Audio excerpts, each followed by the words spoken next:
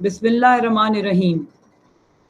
Hope everybody is well and fine at their homes. And may Allah Ta'ala keep us all safe from this pandemic which is all around us. May Allah Ta'ala keep us all safe from this. Class today, the lecture that I'm going to present in front of you is regarding the social responsibility and the importance of the stakeholders orientation. Okay. In the last class, we have gone through we have a clear idea about the categories of the stakeholders that is very important for the organization to develop. The first category was the primary stakeholders, and the second category was the secondary stakeholders. As their name suggests, the primary stakeholders are the stakeholders who are the very close actors to the company and without whom companies cannot exist. Whereas the secondary stakeholders are those stakeholders who are not directly involved with the company, but yes, they are there to make the image and the reputation of the company. After that, in the last interactive class, in my last recorded lecture, we discussed about the orientation of the stakeholders. For categorization of the stakeholders, we need to know first that who are our stakeholders, who are the people who are really important for the success of our organizations. So in that regard, we need to identify those stakeholders across the organization wherever we are located. Once we get the information about the stakeholders, we need to disseminate that particular information and share that particular information with the entire organization nationwide, wherever we are located. And thirdly, we just need to design our responses towards their issues. As I told you earlier, that the communication is very, very important in order to keep the stakeholders, in your loop. You need to keep them in your loop. You need to talk to them. You need to talk to them in the daily, in the usual basis, in the frequent basis, so that you get to know their issues. Because it's not us, it's not the company who identifies the issues.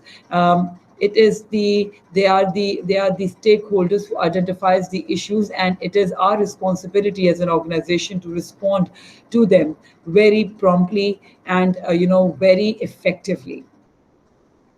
Going further, we are going to discuss after the stakeholders. Once we have identified the stakeholders, now it's the time to identify and learn about the social responsibility and the importance of a stakeholder orientation.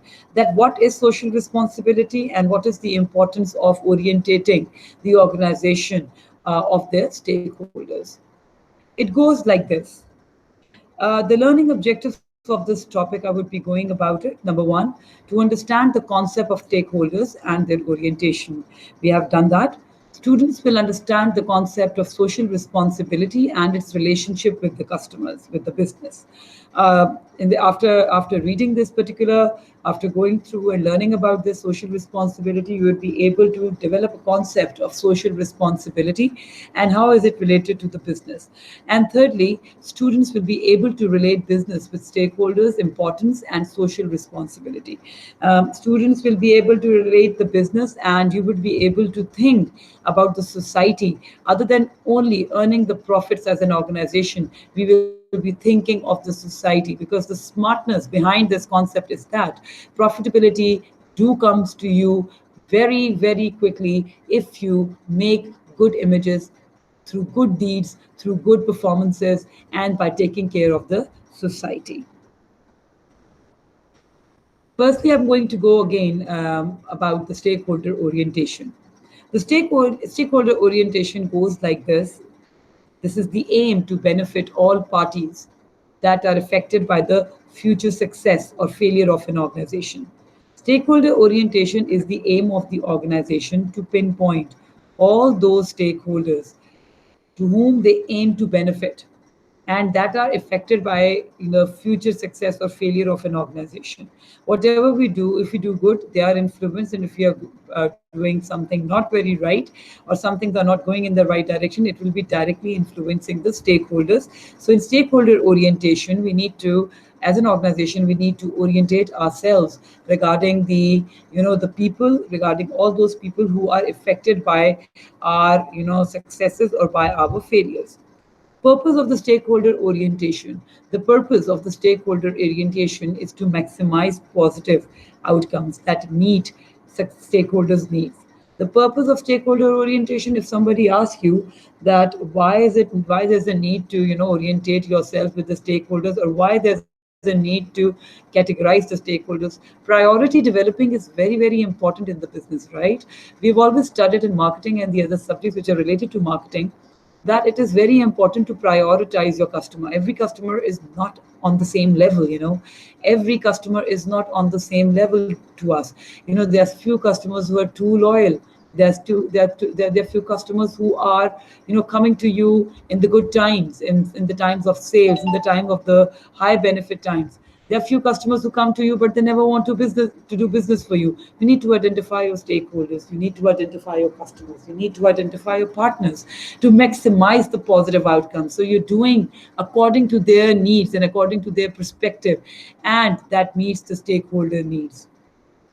That is why, if you're not going to orientate or identify your stakeholders, it would be very difficult for you to address their needs. Because to address anybody's needs, you need to know about them. You need to know about their behavior. You need to know about who they are. You need to know where they reside. You need to know what's their culture. So if you do not know that, how can be it possible that you leave a positive impact on them? So for stakeholder orientation, the main purpose is to maximize the positive outcomes, and positive outcomes comes when you know about the entity. So you would be doing exactly according to their nature and exactly according to what way they really want you to do. After that, we have got stakeholder support companies they perceive to be socially responsible. It is seen, over the past few years, it is seen that the stakeholders support those companies whom they perceive to be socially responsible. Socially responsible companies are those companies who think it's their responsibility to take care of the environment. It's very important to take care of the people who are attached with them. It is very important for them to take care of the people who are their stakeholders, who are primarily attached with them, who are the primary ones, who are the secondary ones. In order to take the care of their image in front of the people, they carry out all those activities which is in the favor of the society. And in this regard, they enhance the profitability and the the social responsibility, and the stakeholder orientation. Companies stakeholder orientation represents companies stakeholder orientation represents how much a company attends to the interests of all its relevant stakeholders and address the interests. One very good thing that we need to know about, when we identify the stakeholders, and when we identify the stakeholders, we basically try to pinpoint the relevance. In this time where things are going very far and things are going very wide, it is a time that we need to create the relevancy with the people for whom we are working, the relevancy with the people for whom a product or our services would be beneficial. So in this regard, we need to take care of the relevant stakeholders, the people who can be of profitable, who can be of use, of benefit to us, and similarly, we are also of the benefit to them. So it is very important for us to keep the relevancy in the mind before pinpointing the stakeholders and the interest of the stakeholders. From the perspective of social responsibility, business ethics embodies standards, norms, and expectations. Business ethics embodies the standards that we have studied. We have to set a similar, some kind of a standard with which we can, compare our performances. We need to follow few norms. There should be some particular ways of doing things. And then the expectations that we are forming among the group of the stakeholders, that reflects a concern of major stakeholders. The major stakeholder concern is some standards that you have, the norms that you carry, and the expectations that you're going to fulfill. They include consumers. The consumers have got their, the things that you have got the standard of a certain level, and you've got the norms that you are following, and the expectation that they carry for you, the employees, the shareholders, suppliers, competitors, and the community.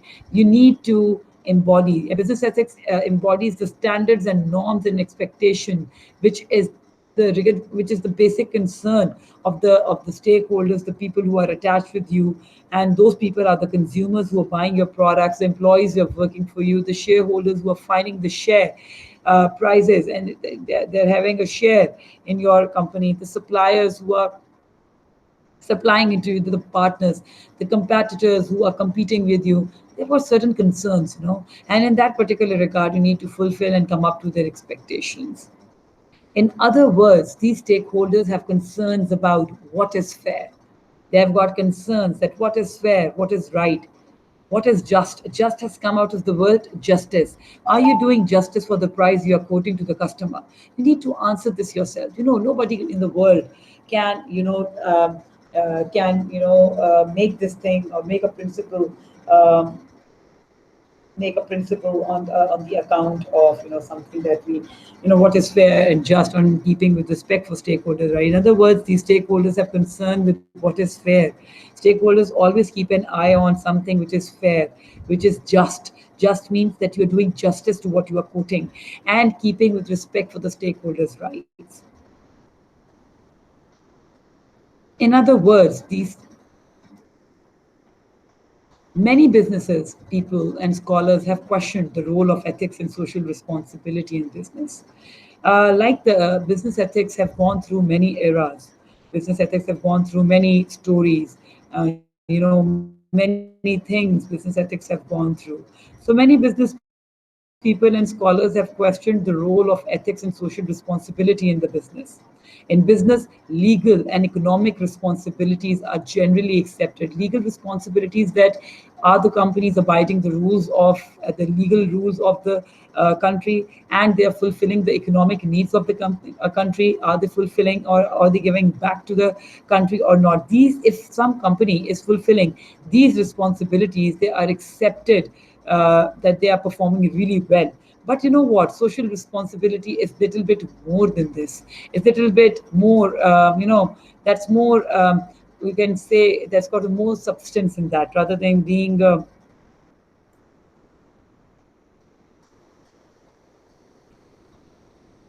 Rather than being more quantitative, it is more of the something like we call a qualitative essence attached to it. So we will go about the different concepts of the business over here. According to the classical theorists are those people who came before, who were in the past. The theory that they gave were, I would be asking you to think in that level, that whatever you have studied before, you have gone through the several eras. There were several eras from 1950 to 1960s, and the ethics kept on, evolving, and it kept on taking a proper shape. So, in this regard, this thing also, the social responsibility concept also took, time to have a proper shape and people to understand this particular concept. So, the different concepts of the business. It started with, according to the classical theorists, the theorists who came very, very much before time, then in the early times, I would say, profits are maximized more or less continually, and firms carry out their major responsibility in business. According to Adam Smith, one of the founder of capitalism, we all know capitalism is an economic system where I would like to give a few lines about capitalism. That capitalism is a kind of an economic system where the power is with the person who's owning a business. He or she is the master of their own destiny, and they have got the right to make a decision, and they have got the right to make their own choices. So when they have got the right to make their own choices, so there comes a point where there's a wild west kind of an economy, that is the survival of the fittest, or somebody who's got a complete power and they are showing a power show, and because of the power they can regulate everything. So in that regard, it came up with this thing that profits are maximized more or less continually, and firms carry out their major responsibility in the business, because profits are the main things in the business. According to Adam Smith and other philosopher who was known as the father of capitalism, one of the founder of capitalism, Smith created the concept of the invisible hand. Invisible hand, what is this invisible hand? We're going to go about it now.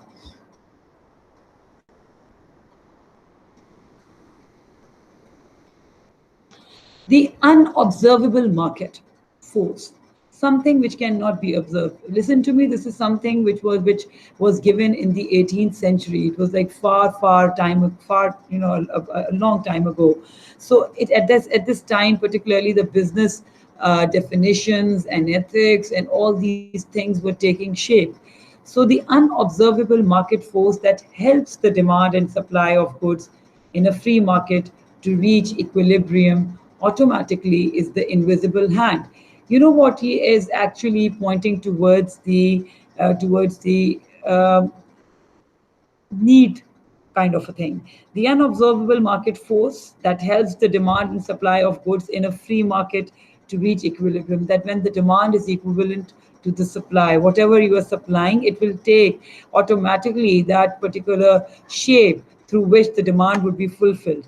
Invisible hand of market competition automatically transforms individual self-interest into the common good, where we call the common good is something, according to Adam Smith, this common good is associated with six psychological motives, and that each individual has to produce for the common good, with values such as what things do you expect that can value you, what products do you really go for, and what they really evoke in you. They evoke the propriety, the prudence, the reason, sentiment, and promoting happiness to the mankind. So in this regard, um, Adam Smith is actually taking a shape and taking a direction towards the social responsibility. See, these are those times in which the business was not evolved. Business was not, in the proper shape. There was a time of production, and at that time, the entire research used to be improving the productivity of the product. So in this regard, Adam Smith said that there's an invisible hand, there's a market force in the market which actually guides the demand and supply equilibrium, and it becomes the common good. And that common good basically have or should have such values that it should create a proprietary sort of a feeling. The prudence, whatever has been demanded, they are prudent enough to the prudent means very quick, and they're there. Reason for why you are selling that product, the need orientation, the sentiments that are attached with the product, and at the end of the day, which is the highest virtue of the business, should be promoting happiness to the mankind.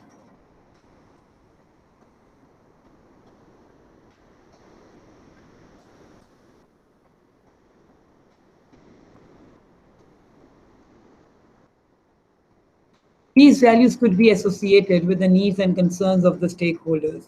So, since that time, philosophers were thinking into these lines that if you acquire a product, it should build a feeling in you that you're owning that product and everything.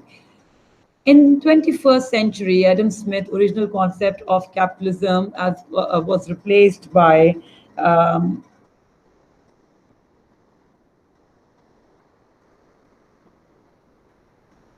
by the Friedman form of capitalism, which is now called enlightened capitalism. Enlightened means more descriptive, more which had a complete enlightened perspective. A notion of capitalism that re-emphasizes stakeholder concerns and issues.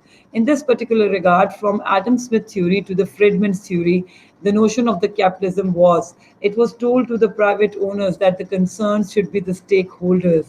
They are the major people on whom your profit is basically based upon. So in this regard, enlightened capitalism came into being. And then came Norman Bowie, a well known philosopher that had a view that focusing on profits alone can create an unfavorable paradox that causes a firm to fail to achieve its objectives. Why is it a paradox? Paradox is a statement which is a contradicting statement. Statement is uh, a truth is that honey which is bitter, means to say that you are actually contradicting your own statement that the honey is sweet, but if you tell the truth, it is as good for you as honey, but it sounds bitter. So, paradox statement is the thing that we need to understand is that the business is there for the profits. But you should not be earning profits just in saying that you want to earn profits. That causes firm to fail to achieve its objectives. Norman Borway contends that when a business also cares about the well-being of stakeholders, it earns the trust and cooperation that ultimately reduce cost, and it increases productivity, which leads to the profits. See, you need to be very fair, very just in making your decisions for the stakeholders, since they're not. Since you need to understand that in this era, stakeholders are not the ones who doesn't know anything. They are the one who know more than you, and that you need to understand very profoundly. So I would be agreeing with, see, it's in the ages. When Adam gave a theory, he spoke about the mankind. When the Friedman gave a theory, he spoke about that only profits are not enough for the company. It will end to the ultimate failure. Whereas the Norman Borway actually gave a very strong idea about that it can create an unfavorable paradox which would not be in the favor of the company. Everybody knows that company exists for earning the profits, but why company has to say that they exist because of earning the profit? They need to project or position themselves in order to be in order for the well-being of the society. Relationship between social responsibility and profitability.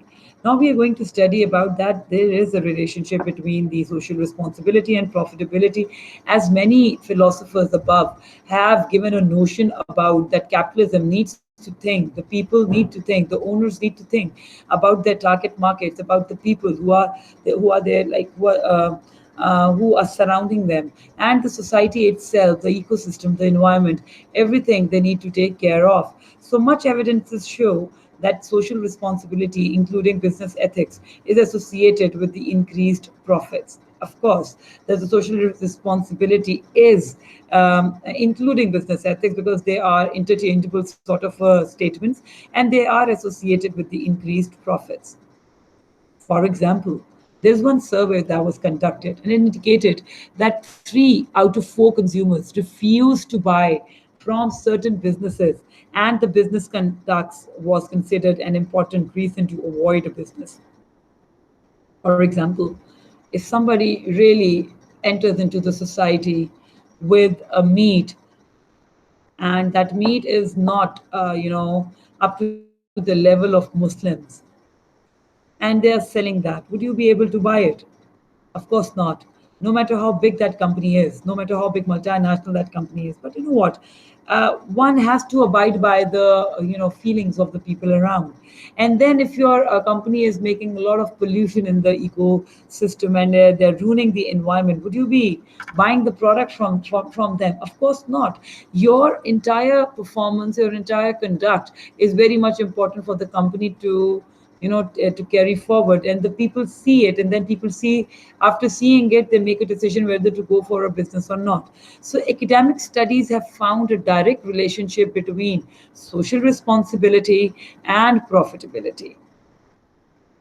Studies also have shown that social responsibility contributes to employees' commitment and consumers' loyalty. See, studies, many researches have taken place and many studies have gone by. And these studies have shown one thing, that the social responsibility contributes. Social responsibility, when you look up to the society and as a company, you feel that you are answerable and you are accountable for what you're doing. When you keep a check upon yourself as a company, you end up earning the employee commitment and the loyalty for the consumer, because you are having a deep check on you and you're watching your every step and you're trying to give your best to the company. No doubt, no one can stop you for being at the top. So social responsibility needs to have a proactive approach. Social responsibility should have a proactive approach, means that it should not wait for the reactions to come forward or to work on. They need to be proactive, that what would be the best conduct in order to keep the society happy. It should be obvious from the discussion that ethics and social responsibility cannot be just a reactive approach to issue as they arise. You know what? The entire business, the entire marketing, I would be quoting marketing here since I teach marketing. So the entire marketing is basically based upon one thing, and that is that we do not need to have a reactive approach. Only reactive approach is something that the issue has occurred, it has taken a shape, and then you do something after that to fix that issue, to fix that perspective. The proactive approach is that you try to do something, that you try to you try to do something in a way that has not happened. It's your intelligence as a company, that what would you do to make the customer pulled towards you. You talk about that thing, that how the customer would be pulled towards you, how the customer would be attracted towards you in order to what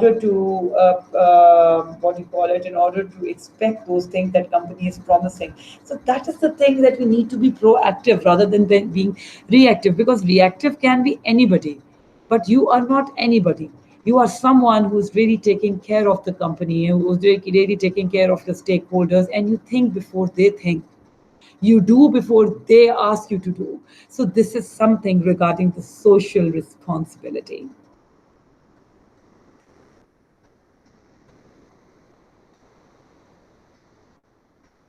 So, business strategy and social responsibility. Only if firms make ethical concerns a part of their foundation and they incorporate ethics in their business strategy and social responsibility as a concept be embedded in daily decision making, they can become proactive rather than become reactive. So, a description of corporate ethical responsibility should include rights and duties, consequences and values. What are the consequences? Consequences means that whatever you do, what will be the consequences of your action, and the values, all of which refer to the specific strategic decisions. Then we have the ethical component of business strategy should be capable. The ethical component of business strategy should be capable of providing an assessment of top management, work group, and individual behavior as it relates to ethical decisions. The ethical component of business strategy, the business strategy's ethical perspective, should be capable of providing an assessment of top management. A top management needs to take a deep role, needs to take a deep interest in the organization's entire system and the work group and individual behavior as it relates to the decisions, ethical decisions. Social responsibility and ethics moves on and says the concepts of ethics and social responsibility are often used interchangeably, although each has got the distinct meanings. The social responsibility as an organization's obligation. So social responsibility is basically the part of organizations which it should practice to maximize its positive impact on stakeholders and to minimize its negative impact, and how the companies really practice the same. There's one company, how the companies are doing it. I would be giving you an example.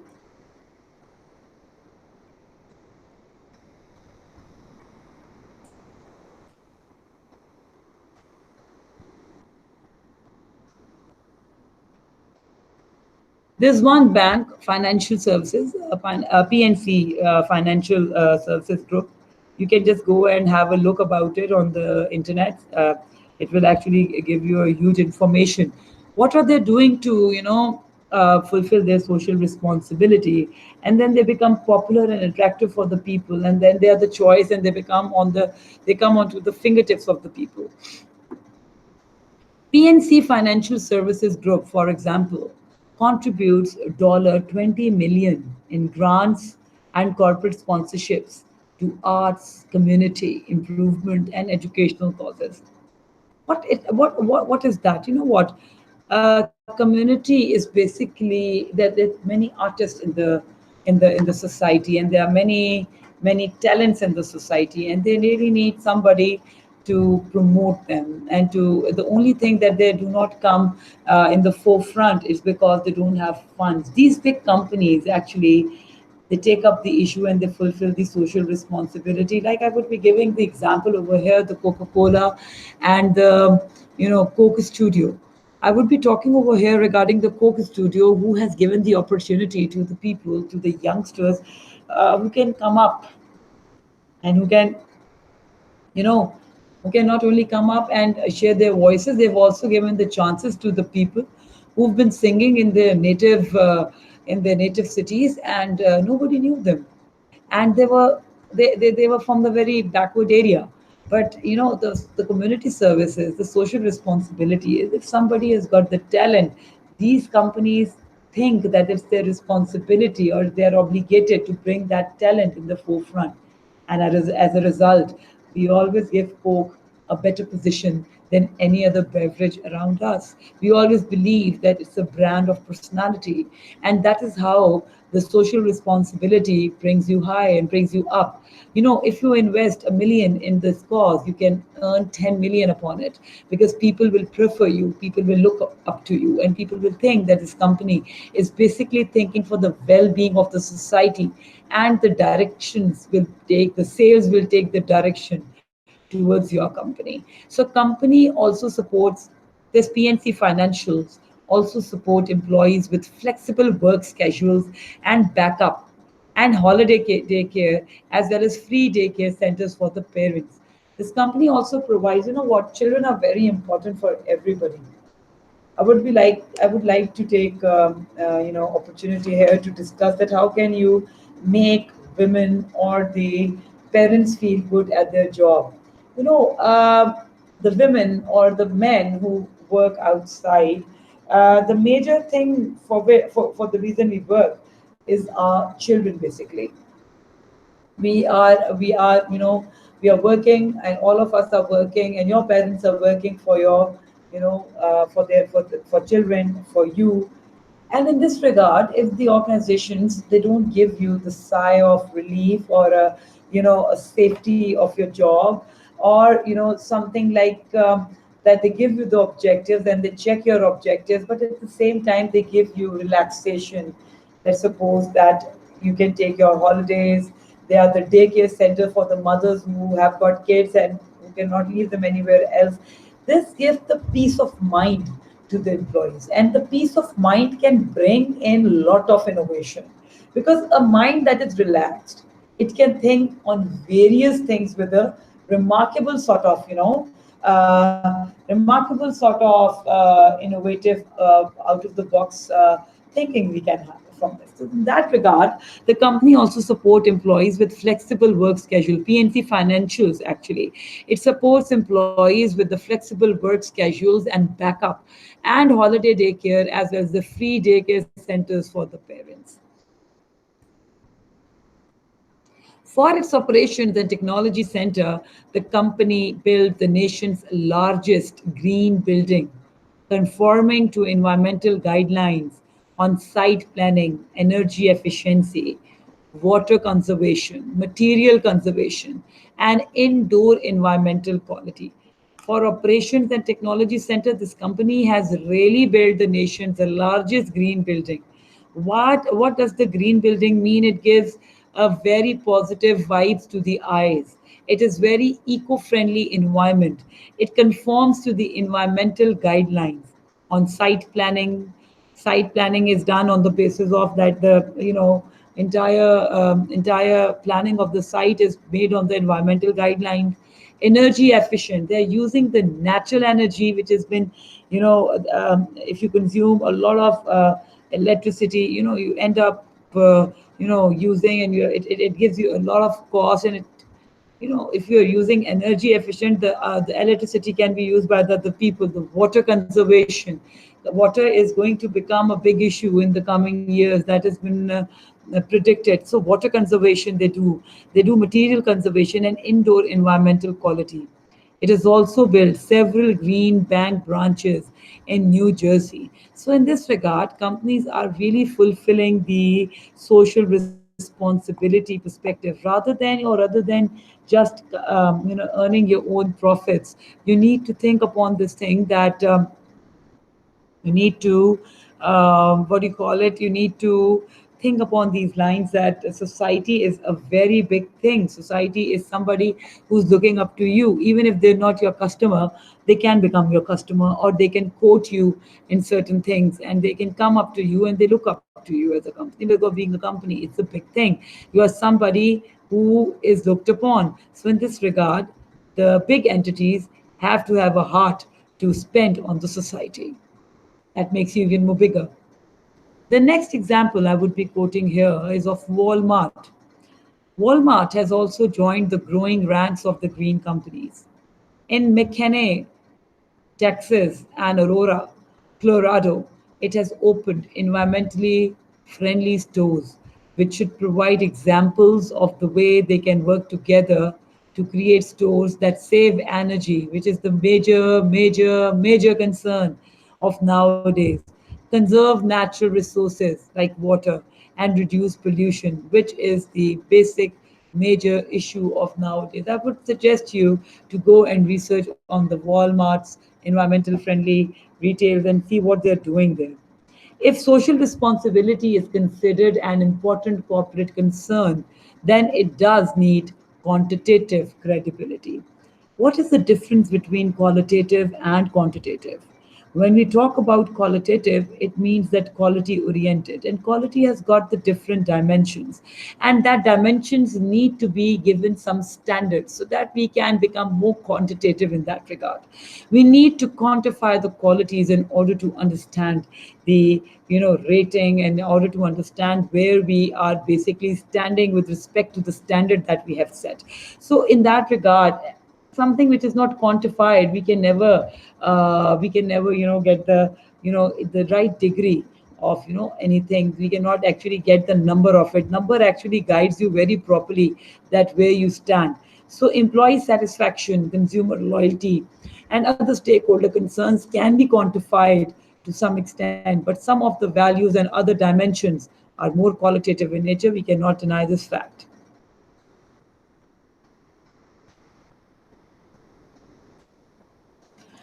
There's one organization that we already know, the International Organization for Standardization, that has tried to establish a corporate responsibility standard, the ISO 26000. As I told you, that to quantify something, you give a standard to the qualitative perspective. You need to identify the qualities upon which you need or you want to, measure the quality. For measuring the quality, you need to develop the standard, and then you need to give numbers to those standards so that whatever you perform, you can match your performance from to that standard, and you can get where you are standing. So ISO 26000 was later on not called as a standard, but it was a guideline basically to sustainability, social responsibility, to have a social responsible perspective. So in this regard, this was being done. Levels of social responsibility. I would mark this topic a very important topic right away. So, levels of social responsibility. How can be a company be called a socially responsible company? There are four levels of social responsibility. If the company wants to be socially responsible company, they need to cross, or they need to stand on four levels. And those four levels are: number one, economic responsibility. At the most basic level, companies have an economic responsibility to be profitable so that they can provide a return on investment to the owners and investors and create jobs. See, this is something very basic. Businesses are there for profits, and they need to earn profits because everything is with profits. If you're not earning profits, and if you're not returning people on their investments, you are basically losing yourself. So the first level that any company should be covering, and any level that be crossing, is to be very vigilant on economic responsibility. And then there's a legal responsibility. The businesses are also expected to obey the rules and regulation, the laws or regulations of that country where they are residing. See, this is something very unethical. That where you are actually residing and you are not fulfilling the rules and you're not fulfilling the perspectives of that particular country or a nation. This is the ethical responsibility of every business and in the capital environment. This is specifically for the capitalist economies where the people have got their own business. They need to abide the legalities and the laws and this all regulations which are implemented in the society to keep the to keep the society calm and to have a just rules and to have smooth sailing. We need to abide by all the rules of legalities and laws and regulations.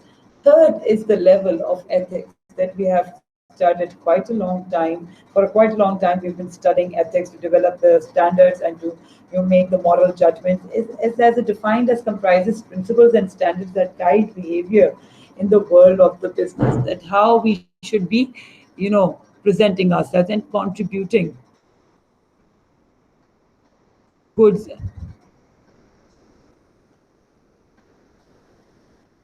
that guide behavior in the world of business. How we should be having, how we should be behaving with the people. What should be our conduct in the environment, and as a building also, as an infrastructure also, as a training to the service level also, as with an employees also. We need to have certain rules for that. Philanthropic means back to the humanity. Philanthropic means refers to activity that are not required of businesses but promote human welfare or goodwill. Humans are very, very important. Markets are because of humans, and humans need to be taken care of. Many companies in the month of Ramzan give away rations and things to the people where there's poverty, because whatever you earn, there's um, something for the people around. There should be some kind of a part that you can present to them in order to be socially responsible. Then there's a concept of corporate citizenship. Citizen means the person who's got who's got legal perspective, who's got a legal standing in the country, and the country has given him that privilege of being a citizen. So the corporate is also corporate citizenship refers to this word. This word is often used to express the extent to which businesses strategically meet economic, legal, ethical, and philanthropic responsibility. If the company achieve whatever it's promising in the perspective of economics, in the perspective of legality, in the perspective of ethical and philanthropic responsibilities, they are known as a corporate citizenship. They get the citizenship in the place where they're residing.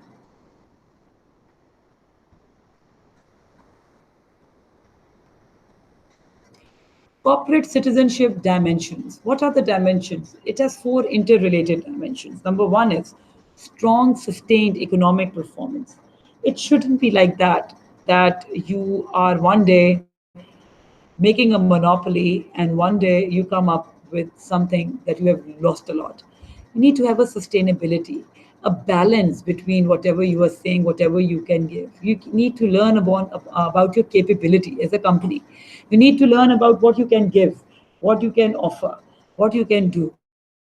Then it's a rigorous compliance. Whatever things that, whatever rules and regulations you have made, you need to check it very, very profoundly. Whether the people around, you need to have a rigorous compliance. You need to keep a check and balance whether it has been practiced or not. And then a corporate citizenship you can get when ethical decisions beyond what the law requires, you are practicing that. As a community player, as a community organization, you are giving back to the people. And this is how you earn that reputation in the society. Then we have,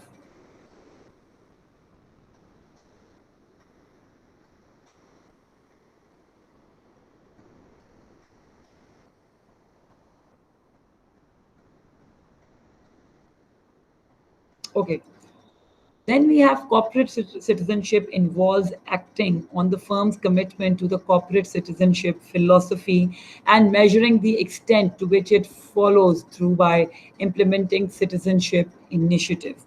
Citizenship initiatives come from the economic level, that you are providing a fine return on investments, you are talking to your investor, you're communicating with your employees, you're putting your message across in a well mannered and a well equipped way, you are actually fulfilling the requirements of the legalities also, you're fulfilling and you're going beyond the ethical, beyond the laws, beyond the legal aspects, you are shaping yourself up in order to provide humanity with the right kind of things. And therefore a corporate citizenship involves acting on the firm's commitment to the corporate citizenship philosophy and measuring the extent to which it follows through by implementing citizenship initiatives.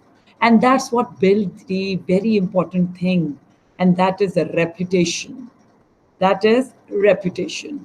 Reputation is one of an organization's greatest intangible assets with the tangible value. Intangible is something which cannot be touched, which cannot be seen, but it can be felt.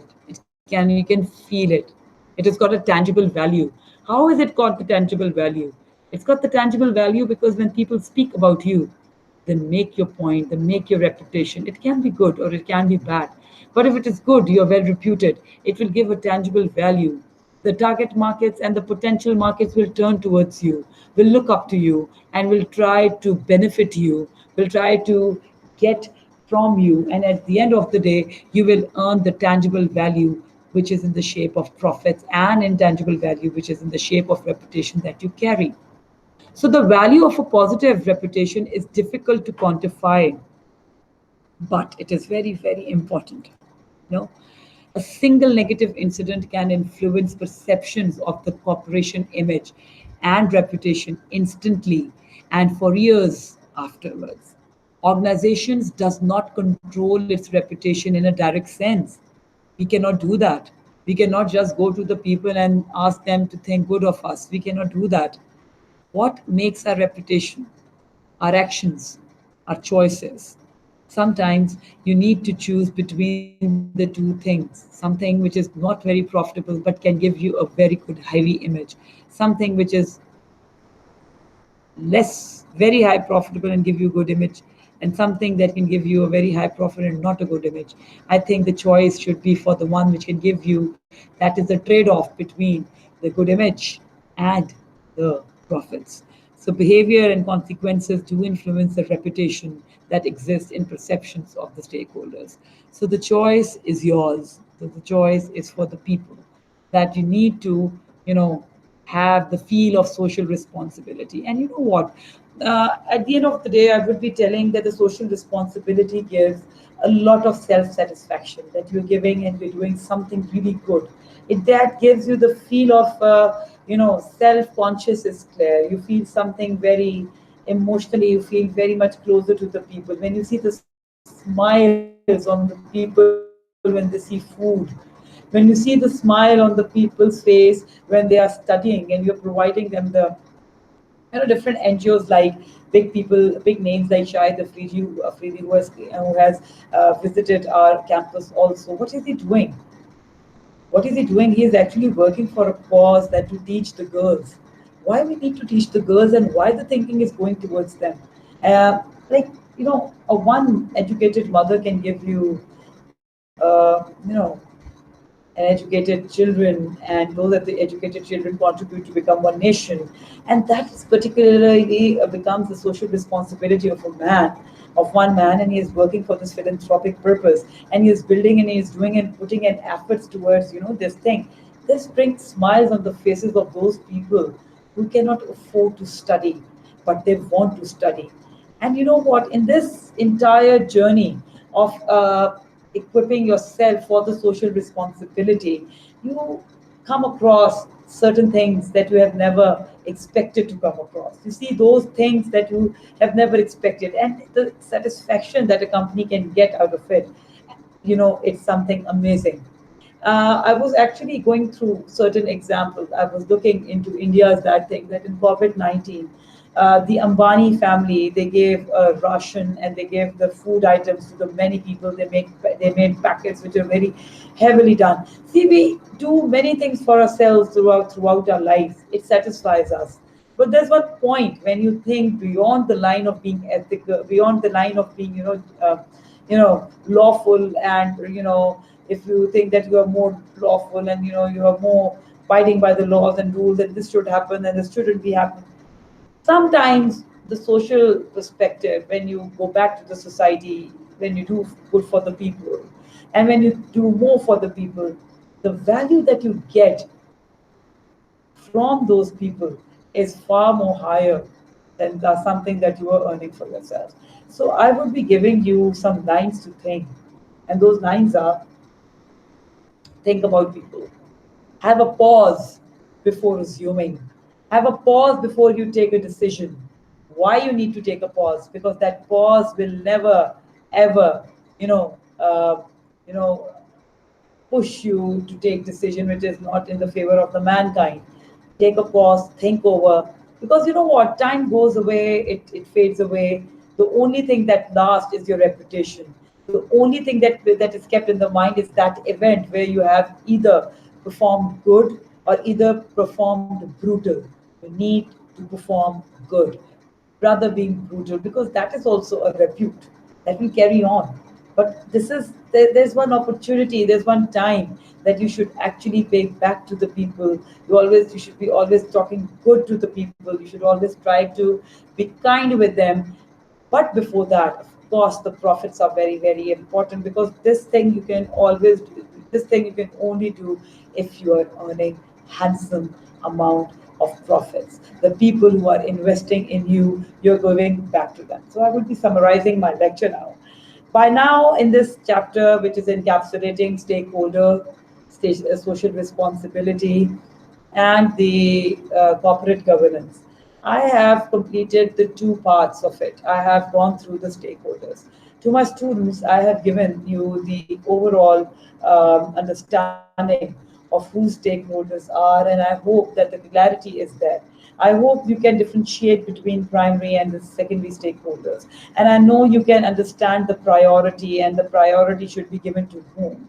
And then I think you are able to understand the orientation of the stakeholders. Then why is it important to go deep down and have an insight towards the stakeholders and orientate yourself about them? And why is it important to disseminate the information regarding the stakeholders to everybody? Because everybody should be knowing who is our customer in the organization. It's not simply that if I know, other person on this desk should not be knowing it. It's something very, very selfish. This culture should not reside. The culture should be always helping and always informing the people around you, so that you give a complete picture of being a socially responsible organization. And last but not the least is the social responsibility that we have gone through. The social responsibility, you have learned about the difference, the relationship between the stakeholder orientation and the social responsibility. And then you have seen that over the period of time, the philosophers have also thought about the mankind happiness. The philosophers has also thought about the invisible hand that can actually take shape of a good thing, and of the something that will be talked about after, if that particular product is giving a feel of proprietary, if the people are connecting their sentiments with it. The Adam Smith comes up with this theory that you need to have a profit, but at the same time the product on which you are earning the profit should be having that sentiment, should be giving that sentiment to the people who are buying it. And then Friedman comes and he says that profit is very, very important. The enlightened capitalism in which you are always concerned with the stakeholders. And then another philosopher who was named as Norman Bowie, who actually said that a business needs to take care of the well-being of the stakeholder, because then it can go really high. Then we studied about the relationship between the social responsibility and the profitability. We have gone through, different organizations. We have gone through that. Social responsibility contributes to the employee commitment and consumer loyalty. And at the end of the day, these people who are the part of the society and who are working with us, if they're satisfied, don't worry, we'll be also satisfied because we'll earn return on investments for because of them. Then we started about the social responsibility and ethics, and the key takeaways are, if you think about the people, if you think about the well-being of the society, no one in the world can set you back. No one in the world can, uh, no one can, stop you like earning reputation. And if somebody asks you what are the steps, how can I be a socially responsible organization, so the answer is there are four levels of social responsibility. The first level is to fulfill the requirement of being economically sound. You need to earn profits to give back to the shareholders and the stakeholders. You need to abide by the laws. You need to fulfill the lawful duties and regulations of the society where you're residing. And then you need to be ethical. Your behavior, your conduct needs to be having a particular standard, needs to have a particular norms. You need to have a certain behavior which is your signature behavior. And then philanthropic, the giving back to the society. Society is very important because in that regard you will earn the reputation, which is at the end of the day the major part. This is something which will be on the people's preference, and you'll be always remembered if you have got good conduct in the society. This marks the end of this particular lecture. I would be expecting your attendance, which needs to be full in the other interactive class, because class, this is very important to listen in the interactive class, come up with the questions, read and learn this particular chapter, and try to come up with as many questions as you can. I would love to answer them. Until then, keep safe, take care of yourself, and best of luck. Thank you very much. Khuda Hafiz.